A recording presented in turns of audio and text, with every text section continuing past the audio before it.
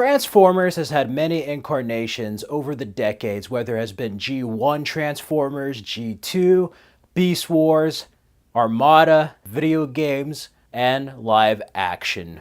Hello everyone, my name is Frederick Lopez, and today I'm going to share with you my favorite Transformers films. This will cover the 1986 movie all the way to Bumblebee from 2018. Number 7 on my list is Transformers: The Last Knight. I must admit, I did not see the last two Michael Bay films until this week on Blu-ray. The last one I saw was Dark of the Moon, the last one I saw in theaters was Revenge of the Fallen, and I just saw Bumblebee, so I just saw them for the first time. Well, I must say, I liked Age of Extinction more than other people, but Last Night was one of those films that was just kind of a mess. It was kind of everywhere. It had 4 or 5 writers. Just the way it opened up and ended, the credits felt off. Something about this really was quite underwhelming and just didn't know which direction to take the franchise in. I love how Optimus Prime was going to go face his creator. I love the whole Nemesis Prime aspect of it, but we don't get enough Optimus Prime, and like the other weaker films, we don't get much Optimus Prime. Mark Wahlberg returns as Cade. I like his role. I also like the girl that's there that joins the cast. Anthony Hopkins is crazy with his robotic butler. Some of the humor works, some of it doesn't. You have this other character there, this female character that's a love interest for Cade, and I like her character. She's alright in this, but Hot Rod's some French accented transformer, and Unicron is now planet Earth. That part bothered me, but I did like the embellishments they took upon Quintessa, or should I say Quintessa, in this. That aspect was quite interesting. I also like how they molded the Transformers mythos to the King Arthur legend. Overall, this film just didn't know where to go. I like the whole kind of Mad Max kind of post-apocalyptic vibe this has. It's not in a post-apocalyptic world, but it's in a world that has turned against any type of Cybertronian creatures, Autobots and Decepticons alike. I like Josh Duhamel's character coming back. The beginning is set up very well. I like how it opens up. It has promise. But overall, it's just a series of action scenes with a whole bunch of jokes and just crazy, outlandish stuff. Like, they just didn't really know what movie to be. And after they get separated, when Mark Wahlberg goes to London, that's where the film really kind of starts to show its flaws. The first half is really kind of boring. It's not as eventful as the previous two films. But when they're separated, the film really begins to struggle. But I do like Anthony Hopkins in this. Again, some of the humor doesn't work. Some of the action is just everywhere and not as well done as the other movies, at least with the car chases. When it comes to Barricade and Bumblebee, Bumblebee has more of a history that kind of doesn't match up with the other Bumblebee, even though it's a soft reboot now. Overall, though, I say it's an enjoyable film to look at. I like how it's shot with IMAX. I love it when Optimus Prime does return as Nemesis Prime. That fight with him and Bumblebee is amazing. I love Bumblebee talking to him and them basically working together to fight Quintessa from invading Earth. It's such a spectacular final act. The ending really does make up for it. I like it, but we kind of get a tease to Unicron. And yeah, what does Michael Bay want to do? Blow up Earth next time with all the explosions? I don't know. This film really needed a more concise story. And when you have a writer, even though he did Iron Man, and even though Akiva Goldsman did do some other great films, did do Batman Forever, you also have a writer who did Batman and Robin and Punisher Warzone. So it kind of figures how Last Night turned out the way it did. After that, at number 6 is Transformers: Revenge of the Fallen. Revenge of the Fallen was at one point my least favorite Transformers film. I don't like the stereotypical robots, stereotypical just kind of stupid jokes, Optimus Prime dying, which I don't have a problem with. I like how it borrowed elements from Transformers the movie. It's just the way they did it reminded me of how Star Trek Into Darkness kind of like try to regurgitate Wrath of Khan, but just in a more lazy way. That's what Revenge of the Fallen reminds me of. Plus, Michael Bay objectifying Megan Fox's character in this film. Man, I saw this in theaters on June 24th of '09. And this film really just ticked me off. I was a huge fan of the first film, and this one was just a letdown. But the action is spectacular. That whole opening is amazing with Optimus Prime going out of a cargo airplane and transforming. It was breathtaking. But what I like about this more than The Last Night is that it at least had a story. At least it had an antagonist, something driving the plot. Sam Witwicky seeing these visions of the Matrix, basically. The Matrix of leadership. and then the Fallen being this other villain. I wish it was more of Megatron's movie. That would have been nice, but there are moments of tension. There are moments of action. And I must say, it's done with such style. The effects were top notch. And again, after Dark Knight, this is the first Transformers to be shot with IMAX sequences. I love parts of this movie, but it's just not among my favorites. Not as bad as some other films. It feels more focused. Who could forget New Divide by Linkin Park as a part of the soundtrack? The parents, were they really needed? The mom really needed? No. I didn't like his roommate. He was kind of annoying. John Turturro was a bit weird in this, but I do like his moments of bravery towards the end. And overall, it does have a climatic third act showdown in Egypt. So I do like that element of it. Even though when Wiki winds up in like robot heaven, we get to see Optimus Prime return in all his glory at the end of the film. And that's worth something. I just wish this film lived up to more of the first film's charm. After that, at number 5 is Transformers Age of Extinction. Age of Extinction I just saw this week, and I must say for the bad reviews, I actually really like this one. It's very underrated. One thing that hurts this film for me is that it's just too long, slow-paced. That hurts it. Plus, I think they vastly underutilized Galvatron. It was a cool twist, but they try to do too much. But I did like another villain besides a Decepticon. Somebody who's part of the creators, you know. That even could have been leading up to like Unicron, the way Silver Surfer was in Fantastic Four to Galactus. But I love this. They change it up. It no longer has Sam Witwicky, and even though I do miss Shia LaBeouf in them, I do like having Mark Wahlberg as Cade in this. And plus, he plays a Texan. I'm from Texas. I filmed parts of this in Lubbock, Austin, and Pflugerville, so it's kind of cool seeing a story set in Texas where I'm from, so that's nice. But TJ Miller was funny. He had some one-liners, but I wasn't expecting him to get killed off at the beginning. But what I love about this is that you have certain humans hunting down everyone, hunting down Autobots. Kelsey Grammer plays such an evil bastard in this.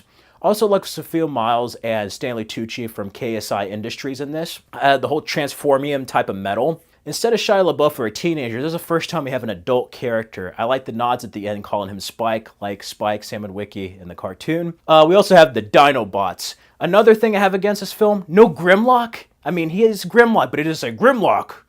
I'm Grimlock or whatever. I wish he said that at least once, you know? But it's well shot, it's gritty, it's dark. It's like a very heavy film. And even though it kind of goes against the grain as far as Transformers, with Autobots against the Decepticons, with humans against everyone, it really changes it up. I love Optimus Prime's introduction when they're trying to shoot Cade's daughter, and he's just like, I'm right here! That was such an awesome scene. Her boyfriend was very annoying. Lucky Charms, yeah. Yeah, that leprechaun was annoying. Anyway, despite that, it has a lot of action, perhaps maybe too much. I really like the vibe of this, and the ending left you excited for a sequel. Overall, was it made for the money? Yes, but it's not as bad as what some people say, and I think it's actually one of the better sequels. It dropped a lot of the stupid jokes and tried to actually tell like a serious story and try to at least capture some of that magic from the first movie. After that, at number 4 is Transformers Dark of the Moon. Now, this sequel I regret not seeing in the cinemas. This was amazing and a much, much better, far superior film than Transformers Revenge of the Fallen. Seriously, this is like going from Die Hard 2 to Die Hard with a Vengeance. I love Dark of the Moon. I just wish Megan Fox, that stuff didn't fall apart behind the scenes, because I think this film would have been much better with Megan Fox's character and the bad guy kidnapping her, Sam going after her to save her, would have had more emotional stakes. But Rosie Huntington-Whiteley doesn't do a bad job. Victoria's Secret model turned actress. She's okay as Sam's new girlfriend. I like Patrick Dempsey as the human villain, but what I love the most is Sentinel Prime. Leonard Nimoy, yes, he voiced Galvatron in the movie, and he voices yet another ally / turned villain in this. This is an invasion movie. This is like a full-blown war film. I love this movie. We get a lot more Optimus Prime. And I also like how they progress the characters. You know, Sam's in a very different place. He doesn't have the same girlfriend. He's trying to have a job. It's after school. He's trying to be an adult. He's trying his best at this whole adulting thing. And he misses having importance in the world, you know. He misses having a reason to be around, to be accepted, to have a place. And he really has to struggle with that. I love how the government has certain tensions against the Autobots. And most of all, I love how they tie this to the moon landing. You actually get Buzz Aldrin and some other astronauts there for real. I love that whole aspect of the film. That was genius, and it's really cool how they tie something from a real event, from history, onto this fictional story of the Transformers. And man, this is just an amazing movie. Ever since I saw the trailer with freaking Prelude by Pusher Music, I've been wanting to see this. The action is just insane. The set pieces, oh my god, the building scene was just incredible. The final battle, Megatron being like, what would Optimus Prime be without Megatron? Without me? And Optimus Prime's just like, time to find out. I love that. How Optimus Prime returns to being just a badass. I love how they manipulate Megatron to go after Sentinel Prime. Overall, there is villains for the Autobots to go against, but there's also villains and conflicts for the humans to go against. I love the whole twist of certain human beings working with Decepticons throughout history. And that was a cool touch with Patrick Dempsey's character that I wasn't fully expecting when I saw this. And yeah, this is like probably the best Michael Bay Transformers sequel. They went all out with Dark of the Moon. And this really could have been the end of the trilogy. I mean, it was supposed to be the end, the last one Michael Bay did, and you really felt the level of finality here. It wasn't just the money. This one felt like they're trying to conclude a story for a trilogy arc, and it's just amazing. I really, really love Dark of the Moon, and who could forget the music? The score in this is just incredible. And they also toned down some of the humor. Even though it has some of the same humor from Revenge of the Fallen, it's much more toned down. It's much more akin to the first film and above. Yeah, just my favorite Bay sequel. Above that at number 3 is Transformers from 2007. Now, there's parts of Dark of the Moon I like better than Transformers that have aged much better, but this film didn't have the same type of humor. It has some moments of humor, such as Happy Time and the whole Bumblebee John Turturro scene, but this was a very serious movie. I love seeing how they brought the Transformers to life ever since I saw the teaser trailer with the Mars rover and the footage. That was so cool with Optimus Prime. But I love this. It's kind of weird now watching this because they don't show the Transformers fully transformed till like later in the movie. So at the beginning, it's just a lot of teasing, but I love the build-up to that. I love how they set up the conflict of the Autobots versus the Decepticons, that final battle, Hugo Weaving as Megatron, Sam Witwicky, Ladies Man 217, yeah.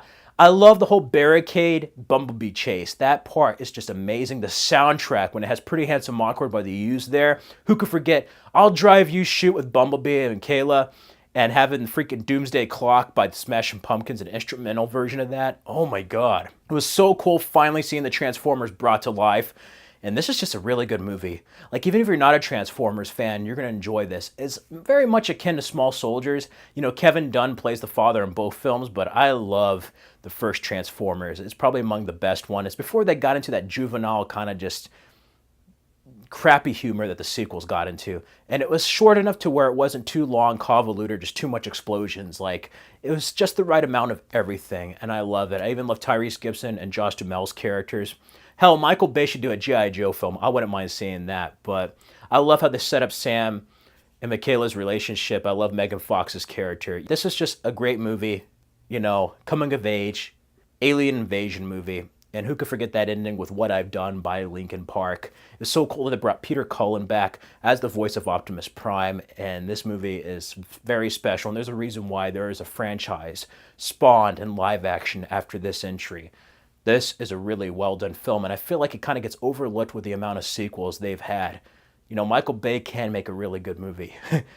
It just depends who's writing it and how it's executed. But yeah, this is probably my favorite Michael Bay Transformers film and one of my favorite Transformer films.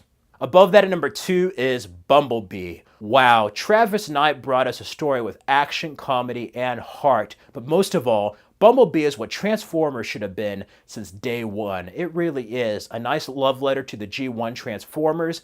And besides it being a prequel, it really is more of a soft reboot now. It's a reboot, basically. Some things match, some things don't. I love Haley Steinfeld as Charlie in this. She doesn't have very many friends, and this is about her getting over the death of her father and trying to be the person she used to be. And I love that.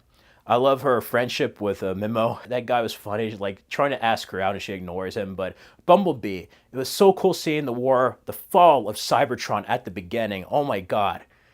Soundwave, like the look and design of everything was just fantastic. I think it would have been more epic that the Lion theme just right at the opening after the fall of Cybertron. That would have been amazing, but I love how they set it up. Bumblebee can talk, you know? They show you how he loses his voice. John Cena, I didn't see him in this film. You know, he was a soldier, he followed orders, but he had doubts about the Decepticons. Angela Bassett and Justin Theroux were menacing as the villains here. Almost all the Decepticons were menacing, and that's a hard thing to do without Megatron, you know? All these villains could have been like main villains in other movies, and I love it. Like, Bumblebee took on all these Decepticons and obstacles, and he was just Bumblebee. How is a Transformers movie going to be like in this universe? And I think what made it is that they brought it back to the 80s, brought it back to its roots of what made Transformers to begin with. I love the soundtrack to this, such an amazing soundtrack. Just the teen drama and comedy along with the action. It's very much a film that's in the vein of The Iron Giant or E.T., and this is my favorite live-action Transformers. It's the best live-action Transformers, hands down, all the way to that ending. You get choked up with Don't You Forget About Me, and him changing to the Camaro. I love that whole nod with Optimus Prime. It's not Optimus Prime, but it's an 18-wheeler, so it looks like the cartoon. Man, great film. And the action set pieces are done well. You can actually tell what's going on, the way they transform, the sounds. Everything about this film showcases what a Transformers film should be. After that, at my number 1 is Transformers the movie from 1986. Yes, in my opinion, this is still the best Transformers. This is Transformers. It's serious stuff that Optimus Prime dies. Like, people in the 80s probably lost their shit when Optimus died. I know my brother did, he said, when he was little. I saw this on home video and on DVD later. I wasn't around in the 80s to see Transformers, but I love this because this is basically a feature film version of the original Generation 1 Transformers. I love Judd Nelson as Hot Rod, the soundtrack. You have Dare by Stan Bush, The Touch, freaking Transformers theme by Line, Instrument of Destruction by NRG. Man, Nothing's Gonna Stand in Our Way by Spectre General. Damn, this is awesome. You also have Leonard Nimoy, Orson Welles in his last performance, voice acting Unicron. Yeah, stakes were high in this film. Optimus died. The Transformers were at their lowest period, but Hot Rod rises up to the occasion and has the Matrix of Leadership. That opening is still one of the most horrific openings with Unicron. Man, and then he's gonna do that same thing to Earth. Crazy. Overall, this is Transformers incarnate, and yeah, to me, this is still the best Transformers movie. Anyway, that's my ranking of the Transformers films, all 7. I can't wait to see where this series goes in the future. Feel free to let me know your ranking down below in the comments, like, and subscribe for more videos. You can also follow me on the Stardust app for more reactions. And yeah, remember to check out these videos on my channel, and also leave a question. My next video is going to be my 500th video, a Q&A. So leave some questions down below on either this video or my previous video. Till next time.